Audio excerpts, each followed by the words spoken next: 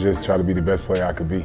You know what I mean? It was just a constant thing, just trying to improve every year. I played the game, I had a lot of pride, you know what I'm saying? So I think I put that out, in front of me, and I played as hard as I could, and I just tried to be the best player I could be.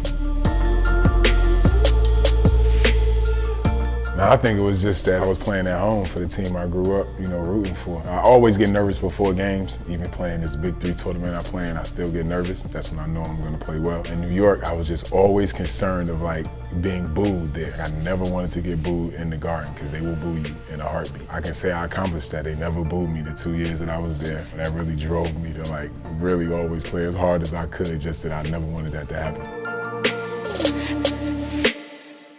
I think I had 6 surgeries cleaning out my knee or whatever, getting the infection out, different things like that. After one of my last ones, the lady that was supposed to be our business partner but ended up just being a really good friend, she suggested me to use CBD. So even though I knew it helped my grandmother, I didn't know if it was going to help me after knee surgery. I'm like, that's totally different than some with eyes and whatever else. But she convinced me to try it. She's like, here, try these. She gave me 4 different products. One of them was a cream, one was a tincture, different things like that.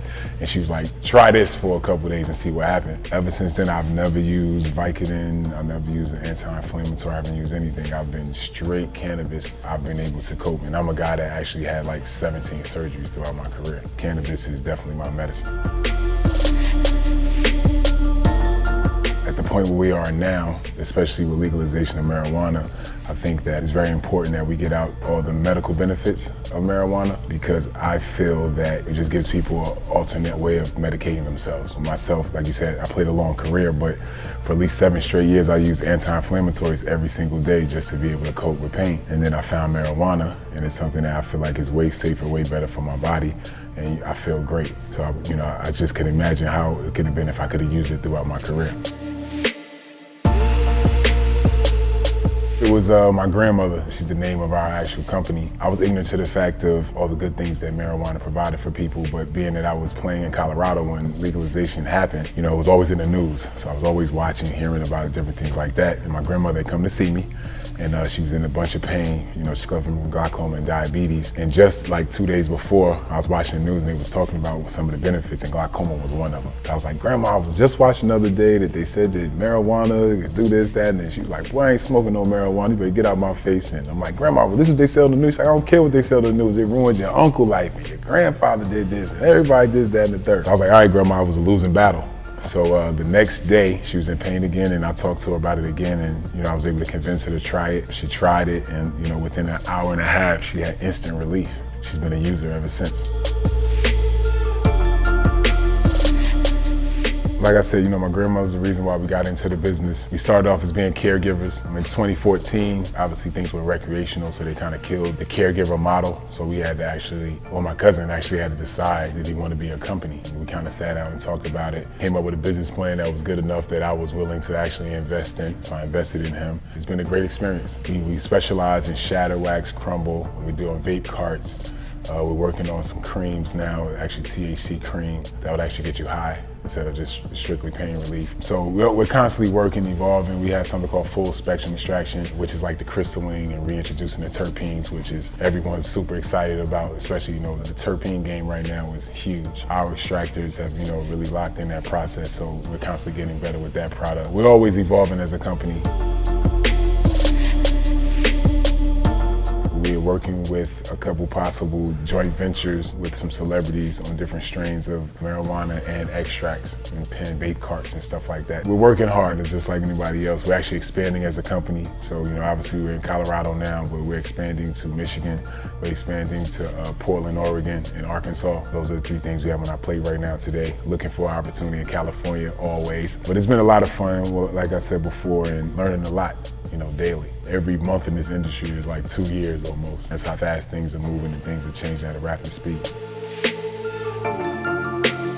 As far as the decriminalization and stuff like that, I just think about, how many friends and people that I know that have felonies on their records for marijuana possession, and it was less than a pound, less than an ounce, different things like that. And it affects their lives forever. And they cannot get a job at McDonald's almost. Just trying to get behind that and trying to expunge some of these guys' records and different things like that and allow them to work in the industry. I feel like, The war on crime, is obviously heavily, aimed towards the black communities. Like a stat of 2010, 52% of all, drug-related arrests was marijuana. And now there's an industry where people can potentially make billions of dollars. So I think that's just something that needs to be fixed. As I say cannabis, it's like all attention comes to me. And they're like, oh my God, I think it's the greatest investment. How do I get involved? This, that, and the third.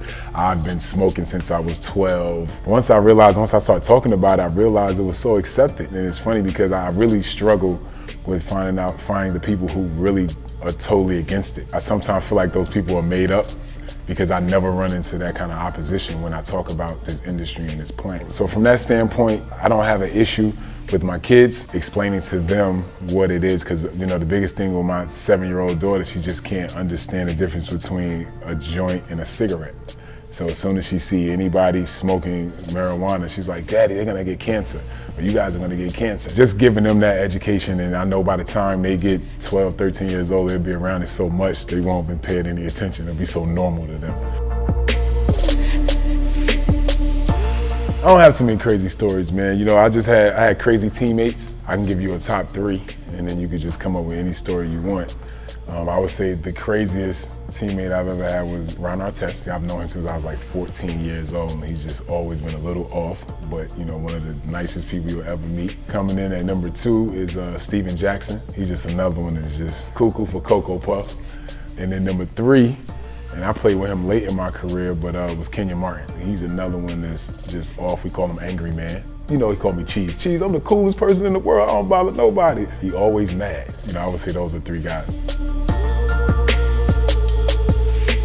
Craziest athlete I ever seen on the court was Vince Carter, and it was our rookie year. After the lockout, we played Toronto Raptors' first game of the season. He did like 3 dunks in that game that was just like video game-esque, like a 360 dunk on Rick Smits, up and under, 2-hand.